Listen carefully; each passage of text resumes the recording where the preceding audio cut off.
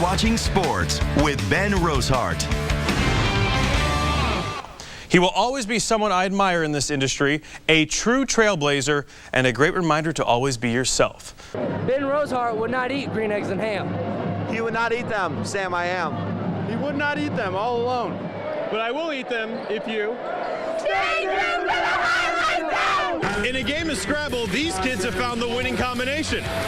Now that's what I call a triple word score. The one person who's not down here at the starting line who's going to be running today, that is Bettendorf's own Kathy Schmidt. I think I'm going to learn how to slam dunk before the season's over. With or without the trampoline? Well, we'll see. Is it better to have lovied and lost than to have never lovied at all? The Nittany Lions like to gamble a little bit on fourth down, and there's a method to their madness, so he knows a thing or two about March Madness, and now he is one more win away from matching that feat. The last two John Deere Classic winners have fallen into the sand on the 18th hole, but then used that as a launching pad to victory. But now he's making a move on the back nine. He had an eagle on 14. Every year around Father's Day for the past decade or so, 4 generations of golfers gather in Muscatine and hit the links. On Wednesday, we caught up with the Rhodes family, who understands that your game can get better with age because of the people you play with. When we play together, it's always for fun, nothing serious. It's a special Father's Day foursome. The ringleader, Dusty Rhodes, who technically lives on the outskirts of Davenport near Bluegrass. His second home, the Muscatine Municipal Golf Course. It keeps me going. I'm 86-year-old, and I don't think I'd be moving now if I didn't play golf. He says he's 86, and sometimes that could be his age and his score. I love the game of golf, and what makes golf is the people you play with. You can have fun. I'd rather have a bad day and enjoy the people, and have a good day and have one bad guy. Sometimes the best Father's Day present can be your time. Just ask Dusty's son, Gary. Dad's amazing. His whole life is about golf. And the thing about it is, every time I play with him and step on this golf course, it's just such a joy, and it's a great time to spend time together. Over the years, each father in the Rhodes family has passed his love of golf down to his son. I've been playing golf with my grandfather since I was a teenager, about my son's age actually. It's such a rare thing to see and be a part of that, you know, I want to share this with my son and my other kids because it's something that's important to me, family, enjoying the game of golf, having a good time. It's always funny when we go out with my grandfather. So my dad made me caddy for him once, and I was kind of still skeptical, but I played a little bit that time, and I actually grown to love the game. Hopefully he carries it on, and maybe we can do this in the future, you know, when he has a kid, and that would be totally awesome. So Yeah, but they didn't sponsor you either. Gary also has a twin brother that lives in Florida, so Dusty is actually getting 2 rounds of golf in with his family this week. They tell me whether I got on or not, or whether I'm short or long, or how close I am. I got a lot of eyes down here. All the guys told me all 4 of them are still looking for that elusive first hole-in-one. KWQC's Ben Rosehart has much more from Kinnick. Despite 4 turnovers in the first half, the Hawkeyes still built a 17-point advantage in the third quarter. Usually that's more than enough to hold on for a victory, but Nebraska was able to score quickly through the air and on special teams. We had our opportunities, no question about that. But you know, the 2 things that really cost us today were the turnovers and then errors or misgivings in the special teams area, and that. I'm not going to say it came as a surprise. We thought that returner was as dangerous of a guy as we've seen this season. You know, we had turnovers. Just didn't play well enough as an offensive unit out there. Caught too many 3-and-outs in that second half. That's basically like a turnover almost. Probably could have put them to bed maybe, but, you know, we let them stay in it. They stuck in it. They played better than us in that second half, and they beat us. A potential knockout blow came in the third quarter when Rudock overthrew Damon Powell for what should have been a touchdown. I mean, we felt confident, but, you know, as an offense, we weren't putting points on the board. And we knew that. We knew we had to, hey, we have to go do something about it. And unfortunately, we weren't able to do that until a little too late.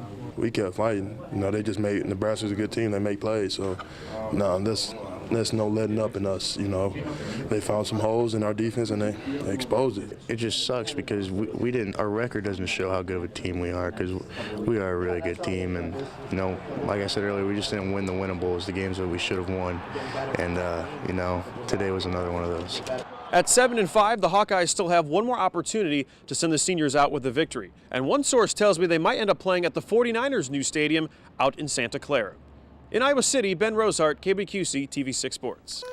Let's take you out to the ball game now, down by the river. River Bandits leading Beloit 6-0, serenading the visitors. Chase McDonald bumps up his average to .284 with a single here in the 7th. He also homered for the second straight contest. He's got 14 homers on the season now. Bandits still up by 6, trying to hang on for a shutout. Reliever Keegan Yule in a jam. Tyler Marenkov drives in Melvin Mercedes with the RBI single, and of course with a guy named Mercedes, you know he has some speed. 6-1 at that point. McDonald then getting some more playing time in left field. He spent a lot of the year at first base. Here he calls off Molene's Thomas Lindauer to make the play. Good communication, and the Bandits lull the Snappers to sleep, picking up a 6-1 victory. James Ramsey also had a grand slam, one of his 3 hits. Burlington also doubles up Clinton 4-2. Cardinals facing Ubaldo Jimenez, the only pitcher to throw a no-hitter for the Colorado Rockies. He's pitching for the Orioles this year, and John Jay was happy to see him putting a little Jingleheimer Schmidt into this swing in the 2nd. It's a solo shot, gives the Redbirds a 2-0 advantage. John Lackey on the mound for the Cardinals, trying to eat up some innings, but he struggles here in the 2nd. Gives up a homer to Caleb Joseph, who's actually gone yard 5 straight ball games, kind of like former River Bandit Brett Phillips did a couple weeks ago. Then it's Nelson Cruz in the 3rd, and Baltimore just moves this one into cruise control. Another homer for the Orioles. They go on to win 10-3. I planned on showing you some Cubs highlights, but they were few and far between. Rays earn a 4-0 win at Wrigley. And out in Seattle, White Sox are tied with the Mariners 1-1. Our first glimpse of the Packers now. A little preseason football comes in Nashville against the Titans. James Starks rumbles 20 yards to pay dirt in the first quarter. I suppose if we played football, we'd call him James, but James does give the Packers the 7-0 lead. Later in the first, on the punt, Devontae Adams, I got it, don't got it. The 2nd-round pick out of Fresno. Actually fumbled a couple times in this game. Titans recover here. That sets up former Iowa Hawkeye Sean Green, and the color of money breaks free, scoots in for the 13-yard touchdown. Titans come back to win this one 20-16, but remember, it doesn't really count. And then things just get really crazy. With Lindauer batting in the 5th, a huge opossum literally decides to join the fun, waltzes out onto the field. Lindauer's like, I'm trying to figure out how to hit this 1-2 curveball. I don't know what to do with this. Kim wants no part of the rascal, no relation to the Bandits mascot, of course.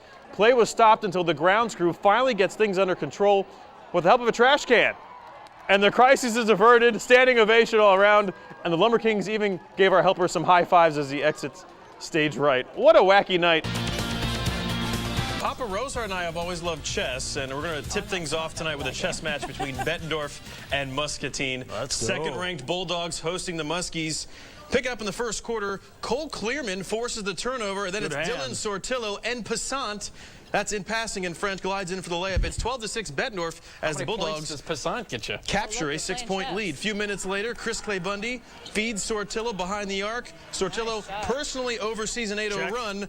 Bettendorf up 17-6. Time winding down now in the first. Tanner Lloyd with the skewer inside to Luke Reilenbuehler. Gets the hoop right there, but Bettendorf finds a way to call checkmate as Kendall Jacks decides to just use the baseline instead of castling. Both teams shot over 60% in the first half. Bulldogs remain undefeated. Final score 78-35. Now UT Panthers are trying to make Quincy feel sorry before sliding back home. UT gets rolling early. Evan Spurgettis hits the tray from the corner. More from the Panthers in just a couple seconds. Keegan Wenskunas, sorry if I said his name wrong, buries a triple of his own. Panthers within 1.